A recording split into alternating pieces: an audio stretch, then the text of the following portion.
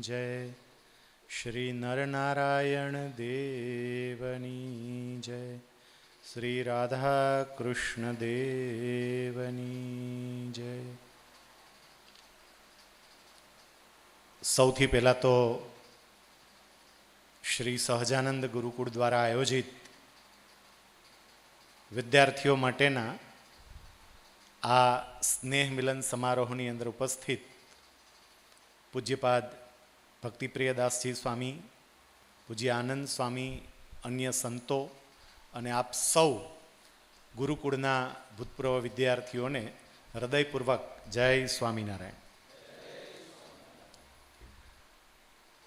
આજે કેટલાક એવા વિચારો મારે આપ સૌ મિત્રોની સમક્ષ મૂકવા છે કે જે વિચારો જો આપણે અમલમાં મૂકીએ તો આપણી આજ અને આપણી આવતીકાલ એ બંને વચ્ચે તમને બહુ જ મોટો ફરક જોવા મળે.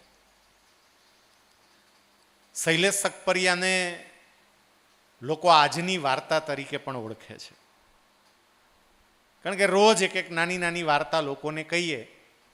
એટલે મારે તમારી સમક્ષ જે વાતો મૂકવી છે એ નાની નાની વાર્તાઓ અને નાના નાના પ્રસંગો દ્વારા જ મૂકવી છે. વાતની શરૂઆત એક સરસ મજાની નાની વાર્તા સાથે આપણે કરીએ. એક ગામ હતું, માનકુવા જેવું નાનું એવું ગામ, અને એ ગામની અંદર એક કુંભાર ભાઈ રહે. એ માટીમાંથી અલગ અલગ પ્રકારના વાસણો બનાવે, વેચે, એનું ગુજરાન ચાલે. એક વખત તમારા જેવા કોઈ યુવકે એને સલાહ આપી કે માટીમાંથી વાસણો બનાવીને વેચે છે, પણ એમાં કેટલીક કમાણી થાય. તારે કમાણી કરવી હોય તો તને એક ઉપાય બતાવું. પેલો ભાઈ કે કમાણી તો કરવી જ હોય ને ભલા માણસ. યુવકે એમને એવું કહ્યું કે અત્યારે યુવાનોમાં ચલમ પીવાની એક ફેશન ચાલે છે, એટલે માટીમાંથી ચલમ બનાવીને જો વેચો તો તમને કિંમત સારી મળે. અને આમ પણ માટીમાંથી ચલમ બનાવી હોય ને તો એને ઓર્ગેનિક કહેવાય. આજકાલ ઓર્ગેનિકનો જમાનો છે, એટલે ઓર્ગેનિક ચલમનું વેચાણ વધશે, તને સારી એવી કમાણી થશે. પેલા કુંભારભાઈને આ વિચાર બરોબર મનમાં ચોંટી ગયો. વાત તો સાચી છે. એ માટી લાવ્યા, ગુંદીને તૈયાર કરી, ચાકડો ફેરવવાનો ચાલુ કર્યો. ચાકડા ઉપર માટીનો પિંડો મૂક્યો, પોતાનો અંગૂઠો અડાડી અને ભૂંગળી જેવો આકાર પેલી ચલમ બનાવવા માટે પિંડામાંથી આપવાનું શરૂ કર્યું. અને બરાબર એ જ વખતે એનો એક મિત્ર ત્યાં આવ્યો. એ મિત્રએ કહ્યું કે હું વારે વારે તારી ઘરે આવું, તું કાંઈક ને કાંઈક બનાવતો હોય, ક્યારેક તાવડી બનાવતો હોય, ક્યારેક કાંઠા બનાવતો હોય, ક્યારેક બાળકો માટેના ગલ્લા બનાવતો હોય. આજે તો કંઈક જુદું બને છે. આવી ભૂંગળી મેં કોઈ દી નથી જોઈ, આ શું બનાવે છે? એટલે કુંભારભાઈએ કહ્યું કે હું છે ને ચલમ બનાવું છું. કેમ? તો કે મને એક યુવકે સલાહ આપી છે અને એની સલાહ સાચી છે. ચલમ બનાવવું, યુવાનો ચલમ પીવે છે, વેચાય, કમાણી સારી થાય. પેલા મિત્રએ કહ્યું કે તને જે સલાહ આપીને સલાહ સાચી છે, પણ સલાહને અમલમાં મૂકવા માટેનો સમય યોગ્ય નથી. કુંભારભાઈ કે કેમ એવું કહો છો? એ કે ચલમ છે ને શિયાળામાં વધારે પીવાય. અત્યારે માર્ચ મહિનો ચાલે છે, હમણાં ઉનાળો આવશે. ઉનાળામાં ચલમ ના પીવાય, એટલે તારી ચલમ બહુ વેચાશે નહીં. તારે કમાણી કરવી હોય ને તો માટલા બનાવ. માટલા બનાવ, લોકોને અત્યારે એની જરૂર પડશે, માટલા વેચાશે. કુંભારભાઈને થયું વાત તો તારી એ સાચી છે. એટલે એમણે શું કર્યું કે પેલા માટીના પિંડામાંથી હજુ આમ સેજ આકાર ચલમનો બહાર નીકળ્યો હતો. એ માટીના પિંડા ઉપર જોરથી એક થપાટ મારી, ફરી પાછો એને માટીનો પિંડો બનાવી દીધો, મૂળ સ્થિતિમાં આવી ગયો. અને પછી માટલું બનાવવા માટે પોતાનો અંગૂઠો અડાડ્યો, માટલાનો આકાર શરૂ થયો. અને એ વખતે માટીનો પિંડો બોલ્યો. માટીનો પિંડો કે એ ભાઈ આ બધું શું ચાલે છે?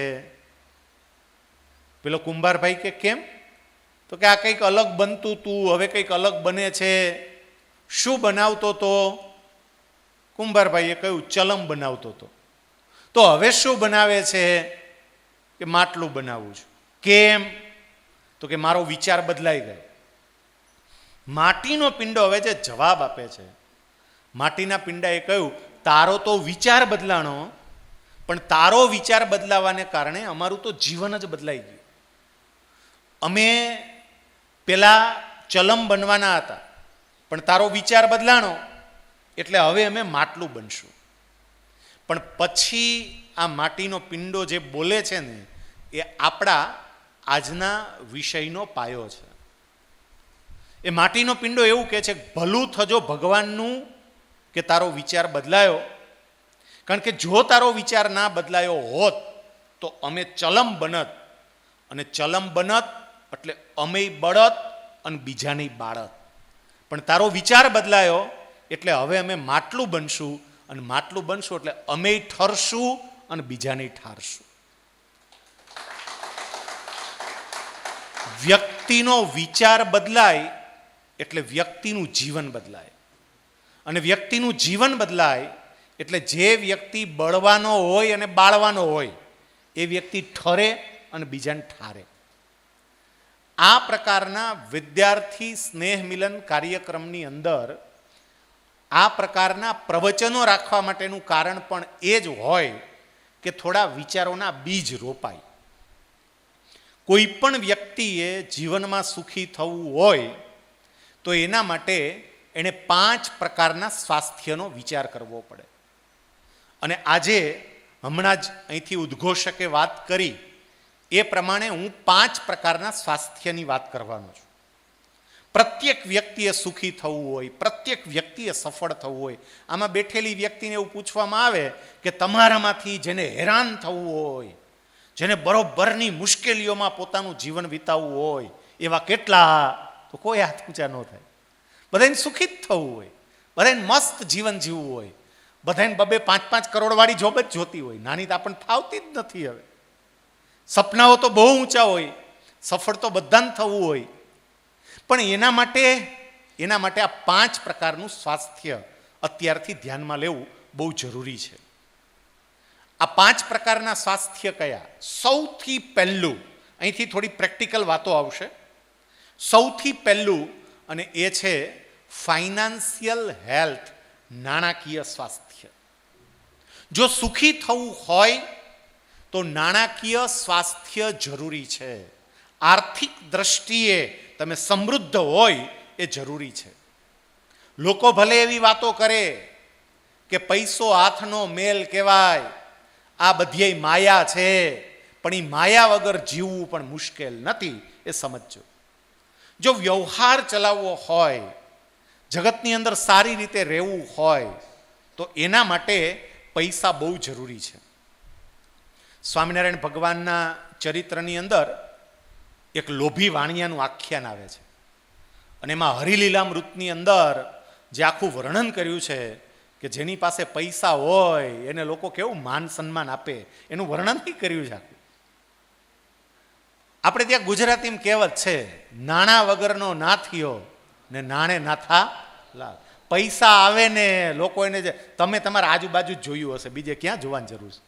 આપણા ઘરમાં જ ભાઈ, તમે ભલે ને પોસ્ટ ગ્રેજ્યુએટ હોય ને PhD કર્યું હોય, પણ તમારા જ ઘરમાં જો કોક ક્યાંક કોઈ જગ્યાએ કમાઈ ગયો, ભલે પછી જમીનમાં જ કમાણો હોય ખાલી, પણ ક્યાંક હાથ લાગી ગયો ને પૈસા આવી ગયા, અને પછી એને સ્ટેજ મળી જાય. તમે PhD થયેલા હોય ને, આ દુનિયા તમને સ્ટેજ ન આપે, તમને મંચ આપે પૈસાને કારણે. તો પૈસા બહુ જરૂરી છે.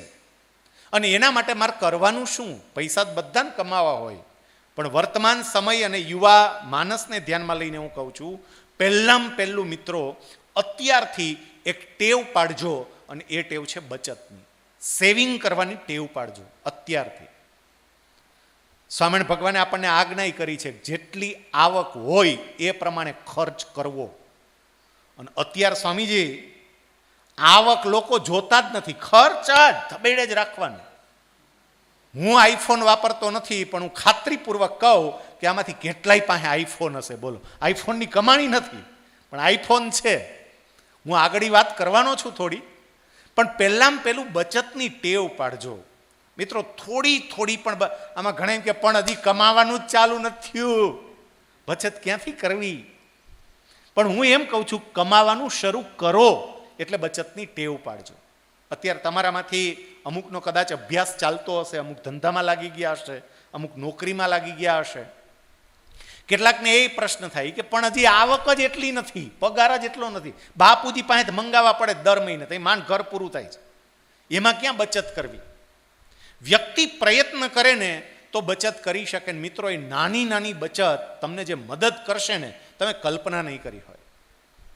2011ની સાલમાં હું જુનાગઢ જિલ્લા પંચાયતમાં એકાઉન્ટ ઓફિસર હતો, ક્લાસ 1 અધિકારી તરીકે કામ કરતો. મારે ત્યાં મારા એક ક્લર્ક હતા અને એ ક્લર્કની આર્થિક પરિસ્થિતિ સામાન્ય. આર્થિક પરિસ્થિતિ સામાન્ય હું એટલા માટે કહું છું કે એને કોઈ જમીન કે એવું કશું જ નહોતું, માત્ર ક્લર્ક તરીકે નોકરી કરતા હતા અને એ જે પગાર મળે એ જ એની આવક. એની દીકરીના લગ્ન હતા, એટલે દીકરીના લગ્નની કંકોત્રી લઈ અને મને મળવા માટે આવ્યા. મેં એમને બેસાડ્યા. એ વ્યક્તિ અત્યંત પ્રામાણિકતાથી નોકરી કરનાર વ્યક્તિ હતી. નહીતર સરકારમાં પગાર તો એમ કે સંભારા ચટણીમાં જાય, કારણ કે બીજું જ બધું આવતું હોય. અમારા રાજકોટનું તમે છાપામાં વાંચતા જ હશો, અત્યારે તમારે ભુજવાળાએ રાજકોટ આવીને હાઈ ક્લાસ પરાક્રમો ચાલુ કર્યા છે. તો સરકારી નોકરીમાં એવું કહેવાય કે ભાઈ પગાર સિવાય બીજું ઘણું બધું હોય, પણ આ વ્યક્તિ પૂરી નિષ્ઠાથી કામ કરનારી. અને તમને એ કહો કે આ તંત્રની અંદર જેવી રીતે ચોર છે ને, એ જ રીતે પૂરી નિષ્ઠા સાથે કામ કરનારા અધિકારીઓ અને કર્મચારીઓ છે. એ સમજો, એવા આઈએએસ અધિકારીઓ છે, એવા આઈપીએસ અધિકારીઓ છે કે જે દિવસ રાત કામ કરે છે અને પગાર સિવાય બીજી 5 પૈસાની કોઈ આવક અનૈતિક રસ્તેથી મેળવતા નથી. આ ભાઈ એવા હતા, પૂરી નિષ્ઠાથી કામ કરે. મેં એમને બેસાડ્યા ને એવું કહ્યું કે જો ભાઈ, તમારી દીકરીના લગ્ન છે, સામાજિક પરંપરા પ્રમાણે કેટલો ખર્ચો તો કરવો જ પડતો હોય. તમારી સ્થિતિની મને ખબર છે, તમારી પાસે બીજી કોઈ મિલકત નથી, પગારની જ માત્ર આવક છે, એટલે તમારે કંઈ મદદની જરૂર હોય તો મને કહો. હું આપણા કોન્ટ્રાક્ટરોને કહું, તમને અત્યારે 2-5 લાખ રૂપિયા ઉછીના આપે અને તમારી અનુકૂળતા થાય ત્યારે તમે એને પાછા આપજો. મને કંઈક ના સાહેબ, કાંઈ જરૂર નથી.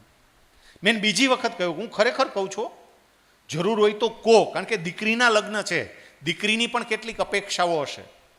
અને પછી એમણે મને જે વાત કરી, મને કહે સાહેબ, મારી દીકરી 23 વર્ષની થઈ. આ દીકરીનો જ્યારે જન્મ થયો ને સાહેબ, ત્યારે જ મને ખબર હતી, મારી પત્નીને ખબર હતી કે એક સમયે આપણે આ દીકરીને વિદાય આપવાની થશે. અને અમારું નક્કી હતું કે અમારે કોઈ અનૈતિક રીતે પૈસા કમાવા નથી. એટલે પતિ પત્ની બંનેએ સાથે બેસીને નક્કી કરેલું કે આપણે ઘર ખર્ચમાં કાપ મૂકવો પડે તો કાપ મૂકશું, પણ દર મહિને જેવો પગાર થાય એટલે પગારની આવકમાંથી સૌથી પહેલાં 1 ગ્રામ કાચું સોનું લઈ લેવાનું. 1 ગ્રામ કાચું સોનું, ઘરેણું નહીં લેવાનું, તો ઘડાઈનો ખર્ચ લાગે. કાચું સોનું 1 જ ગ્રામ લેવાનું. અને મારો પગાર 23 વર્ષ પહેલાં જેટલો હતો એમાંથી હું 1 ગ્રામ સોનું થોડી રકમ કાઢું તો લઈ શકતો હતો. અને આજે સોનાનો ભાવ થયો છે તો મારો પગાર એવો છે કે આજે હું 1 ગ્રામ સોનું લઈ શકું છું. ક્યારેક સરકાર તરફથી બોનસ મળે, ક્યારેક એરિયર્સ મળે, એમ કરતાં કરતાં તે વખતે થોડું વધારે લઈ લઉં. આમ કરીને અત્યાર સુધીમાં કુલ 35 તોલા સોનું ભેગું થયું છે. એમાંથી 15 તોલા દીકરી અને જમાઈને ભેટમાં આપશું ઘરેણા કરીને, અને બાકીના 20 તોલામાંથી મારા આખા લગ્નનો પ્રસંગ નીકળી જશે. મને કોઈ ચિંતા નથી અને મારે કોઈના પૈસા જોતા નથી. આને કહેવાય બચત. યોગ્ય બચત કરવાની ટેવ પાડજો મિત્રો, કારણ કે જો તમારી બચત થશે ને તો એ બચત તમને ક્યાં પહોંચાડી દેશે ને ખબર પણ નહીં પડે. પરિવારની અને તમને વધારે ટકોરો મારવો પડે, કારણ કે બહેનોને બચત કરવાની ટેવ હોય, એ છુપી રીતે તમને ખબર ન પડે. તમારી પાસેથી શાકભાજી માટે 100 રૂપિયા લીધા હોય અને 100માંથી ક્યારે 20 રૂપિયા અલગ જતા રહીએ ને ખબર ન પડે. બોલો, એને બચત કરવાની ટેવ હોય. અને બહેનોની બચત કરવાની ટેવ કેવી હતી એનો ખ્યાલ આપણને ક્યારે આવ્યો? મોદી સાહેબે જ્યારે નોટબંધી દાખલ કરી ત્યારે. ઘણાઈના ઘરમાં, હું મારું કહું, મારા ઘરવાળા 25,000 રૂપિયા મને કે 25 પડ્યા છે. બધે ક્યાં ક્યાં ડબરામાં ક્યાં રાખ્યા હતા, કઈ જગ્યાએ ઘઉંમાં ક્યાં મૂકી દીધા હતા.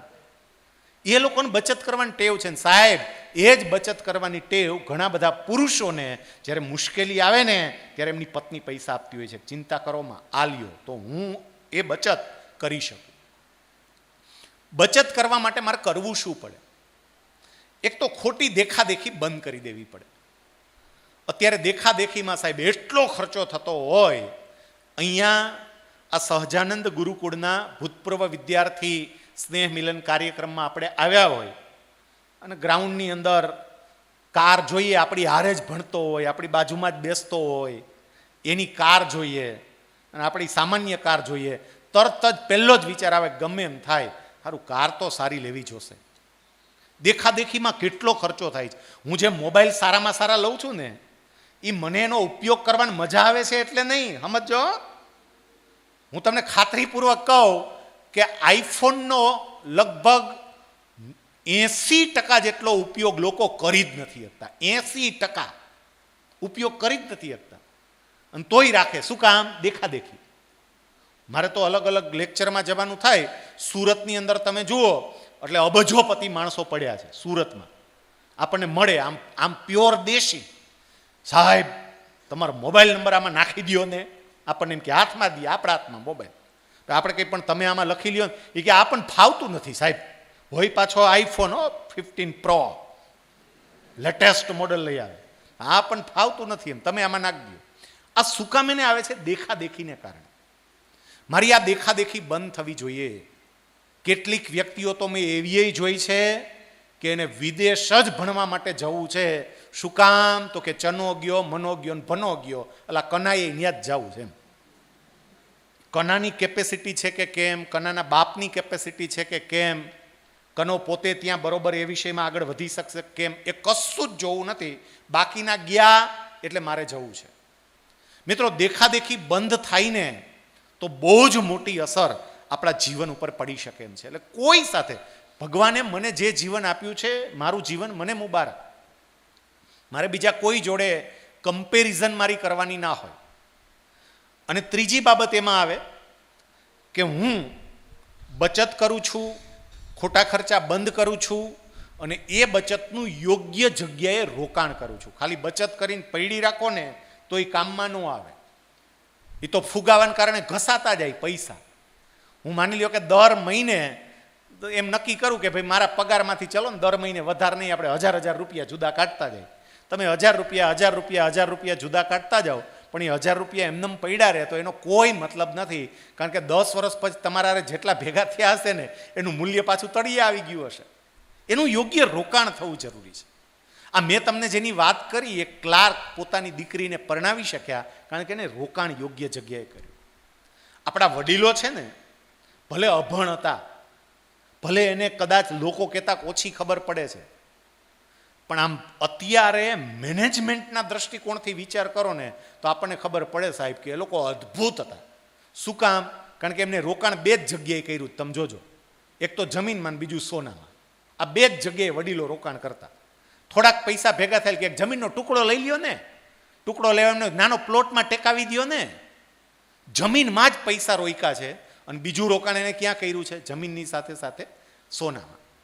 સારી એવી આવક થઈ હોય, પાક સારો આવ્યો હોય, ભાવ સારા મળ્યા હોય, મરચાનો પાક બહુ સારો આવી ગયો, ભાવ સારા મળી ગયા, તરત જ વડીલ એવું કહે, તમે જોજો, વહુને એકાદું ઘરેણું કરાવી દો.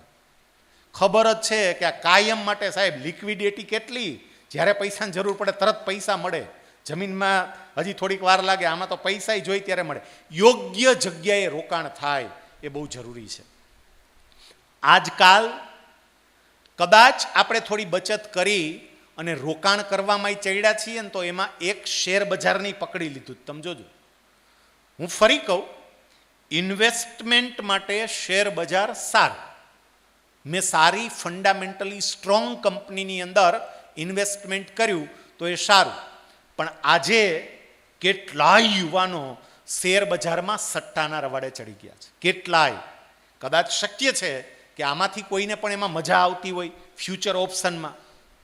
કારણ કે ફ્યુચર ઓપ્શન વસ્તુ જ એવી છે જેમાં કરતા હશે ને ખબર પડે. સ્વામી, સવારે તમે 1 રૂપિયો નાખો તો એવું બને કે સાંજે એ 1 રૂપિયામાંથી 3 રૂપિયા થઈ ગયા હોય, 3 ગણા એક દિવસમાં. અને અવળું થાય ને કે 3 રૂપિયા નાખો તેમાંથી 1 રૂપિયો થઈ જાય. એવું NSCની વેબસાઇટ, એના ઉપર એ લોકો સૌથી પહેલી જ સૂચના આપે છે, અને છાપાઓમાંય તમે આ વાંચ્યું છે. પહેલી જ સૂચના કઈ આપે છે? ફ્યુચર ઓપ્શનમાં ટ્રેડિંગ કરનારા 100 વ્યક્તિ પૈકી 90 વ્યક્તિ પૈસા ગુમાવે છે. આવું એ પહેલા જ લખીને આપે છે. 100 માંથી 90 વ્યક્તિ પૈસા ગુમાવે છે, અને તોય આપણે ઠોકી. શું કામ? આપણને તેમ જ હોય, હું ઓલા 10માં છું, આપણે 90માં નથી. એ 90 તો ડોબા કહેવાય, એને કંઈ ખબર ન પડે. આપણે તો હોશિયાર છીએ, એટલે 10માં આપણે છીએ એમ માનીને જાય. અત્યારે સાહેબ આર્થિક મુશ્કેલીઓને કારણે લોકોની આત્મહત્યાના પ્રમાણ પણ એટલા બધા વધી ગયા છે. સુરતમાં અત્યારે ડાયમંડ ઇન્ડસ્ટ્રીઝની અંદર જે મંદી આવી છે, જો 3 દિવસ પહેલાંનો તમે રિપોર્ટ વાંચ્યો હોય તો તમને ખબર પડે સાહેબ, 70 વ્યક્તિઓએ આપઘાત કર્યો. 70 વ્યક્તિઓએ. આની પાછળનું કારણ કયું? નાણાકીય યોગ્ય આયોજન ન કરી શક્યા. એ જ. જો યોગ્ય બચત કરી હોત અને એ બચતનું યોગ્ય રોકાણ કર્યું હોત તો જ્યારે આવી મુશ્કેલ પરિસ્થિતિઓ આવે ને ત્યારે મુશ્કેલ પરિસ્થિતિઓની અંદર ટકી શકાય. સ્વામિનારાયણ ભગવાને શિક્ષાપત્રીની અંદર આપણને બધાને આજ્ઞા કરી છે કે ભાઈ થોડોક અનાજની બચત કરી રાખવી મહારાજ. અને એમને ત્યાં સુધી કીધું છે ઘાસ પૂળો એ હાચવી રાખવો, કારણ કે માત્ર આપણું નહીં, પશુઓનો પણ વિચાર કરવો.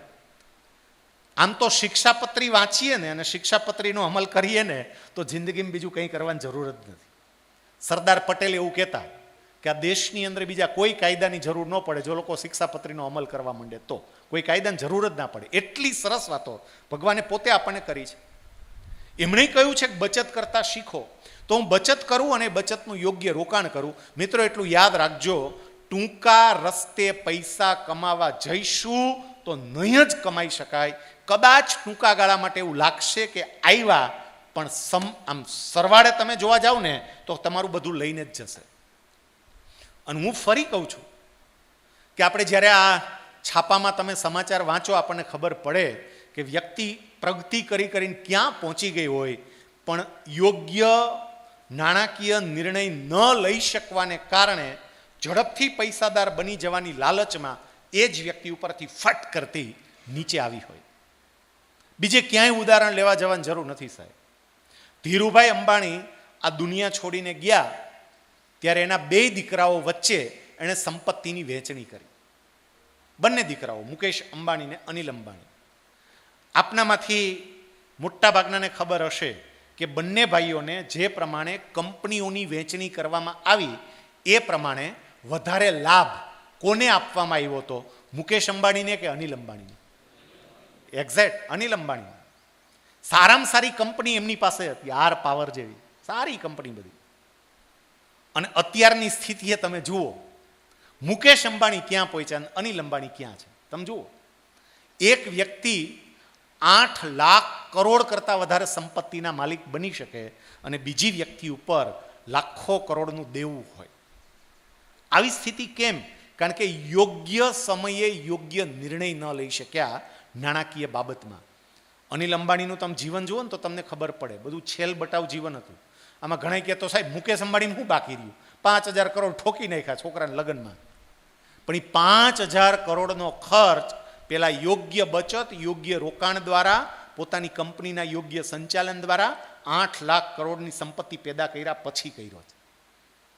આપણે એમનેમ ઠોકે છે વ્યાજે પૈસા લઈને કેટલાક તો બોલો વ્યાજ કે લગ્ન તો થવા જ જોઈએ ભાઈ. મારે મિત્રો તમને એ કહેવું છે કે તમારામાંથી હજી જેટલાના લગ્ન બાકી હોય ને આ પ્રી વેડિંગના ચક્કરમાંથી બહાર આવજો, પછી હપ્તામાંથી બહાર નહીં આવી શકો. ખરેખર આ જેને તમારી ખાલી 10 મિનિટની વિડીયો માટે ઓલા તમને જે સપના બતાવે હીરો જ બનાવી દે તમને. આપણે ગોવા જવું છે, આપણે ફલાણી જગ્યાએ જવાનું છે, વાં જવાનું છે, અને પછી બિલ આવે તો ખબર પડે 2.5 લાખ રૂપિયા ખાલી એક વિડીયોમાં. અમારા લગ્ન થયા ને તો 1500 રૂપિયામાં આખો આલ્બમ તૈયાર થઈ જતો હતો. અને 2.5 લાખ રૂપિયા ખાલી 10 મિનિટના વિડીયોમાં, અને એ પાછી એક વખત જોવાય. અને તમારા વિડીયોમાં તમારા સિવાય બીજા કોઈને રસ જ ન હોય, એ સમજજો. આપણને બીજા બધા કોઈને રસ ન હોય, આ આપણને જ રસ હોય. સોશિયલ મીડિયા મૂકે ને આમ મૂકે ને તેમ મૂકે ને હરામ છે કોઈ લાઈક કરે તો. જેટલો ખર્ચો કર્યો એટલી લાઈક આવતી હોય કયો મને, હાલો. અહીંયા ખરેખર બચત કરવાની જરૂર છે. જો ત્યાં હું ખોટા ખર્ચ, મેં મારી બહુ નજીકની અને પરિચિત એવી વ્યક્તિઓને જોઈ છે કે જે વ્યક્તિ ખર્ચ કરવાનો ન હોય ત્યાં એટલો મોટો ખર્ચ કરી નાખે છે અને પાછળથી મુશ્કેલીઓ ઊભી થાય છે. એટલે મારે કહેવું છે કે આમાં જાગજો. અત્યારથી જો બચતની ટેવ પાડો, દેખાદેખી બંધ કરો, તમે કરેલી બચતનું યોગ્ય જગ્યાએ રોકાણ કરો, તો સાહેબ અત્યારે નહીં સમજાય પણ તમારું ભવિષ્ય બહુ જ ઉજળું હશે. અને એ હું મારા અનુભવના આધારે બોલું છું. 2002માં, આજથી 22 વર્ષ પહેલાં ગુજરાત સરકારની અંદર અધિકારી તરીકે મેં નોકરીની શરૂઆત કરી. મેં એ જ વખતે સંકલ્પ કરેલો હતો કે હું સરકારમાં આવું છું. લોકો એવું કહે છે કે આ કાદવ છે, પણ મારા ઈષ્ટદેવ ભગવાન સ્વામિનારાયણે શિક્ષાપત્રીમાં આજ્ઞા કરી છે કે વ્યવહાર માર્ગને વિશે લાંચ ન લેવી. આપણે શુદ્ધ અને પવિત્ર જીવન રાખી અને જીવવું છે. સાહેબ, અધિકારી તરીકે કામ કરતો તો 22 વર્ષ મેં નોકરી કરી અને મારી નોકરી દરમિયાન મેં બચત કરવાની, હું જે બોલું છું ને એ બચત કરવાની ટેવ પાડી.